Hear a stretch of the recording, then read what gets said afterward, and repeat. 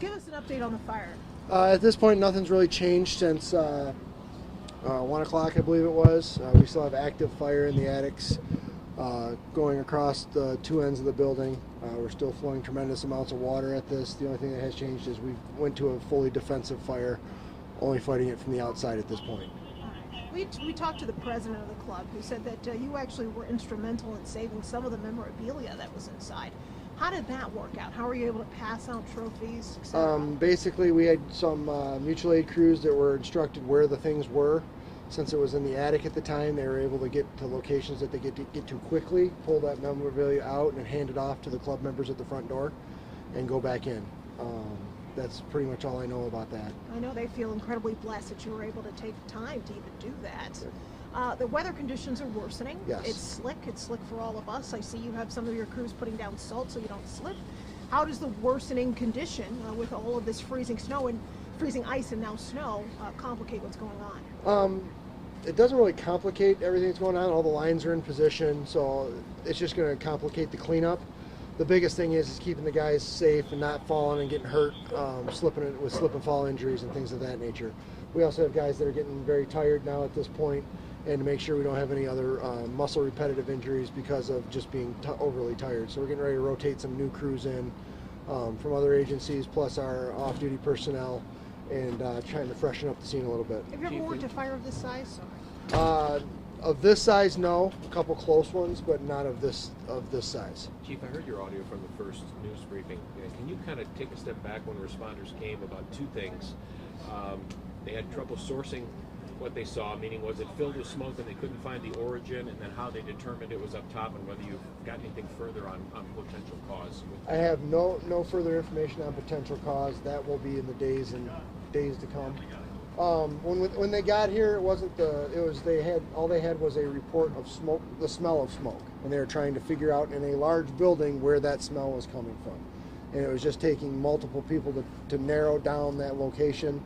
And unfortunately, the smell of smoke was in a large area, so in a large building, trying to figure out exactly where it's coming from is very difficult. How and when did they determine it was the attic? What led them to make that conclusion? With their thermal imaging cameras and inspection holes that they began poking in the ceiling and attic in areas they were able to find fire, and at that point they knew they had a large amount of fire that they were trying to track down and get lines into position to extinguish it. Confident, though, that was the source of origin, meaning up in the attic? No. Just confident that at that point they had an attic fire or fire in the attic, but I can't say where it came from at this point.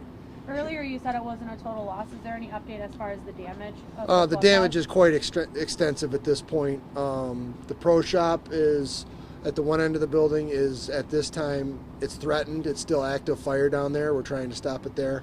And then the other side of the building, we have active fire as well. It is extensive amount of damage. Depending on some spots, it's just it's just the second floor. Other spots, it's throughout. Just to confirm the timelines, you arrived at 9:17. How long was it until you discovered the fire? I do not have that information at this time. We were dispatched at 9:17. Our station's literally a half mile down the street here. We were on the scene within 2 to 3 minutes and went from there. Layperson sense, obviously it looked like less smoke for a while. Then I heard your audio about pockets of debris kind of keeping the fire hard to get to, and then we see kind of a resurgence. Can you explain to people who don't know fires, is it just air hitting these pockets, or what's happening? What's happening is we've had in some spots such an extensive collapse that it's all the layers now of items burning and building material burning that the water just can't get to actively put the fire out.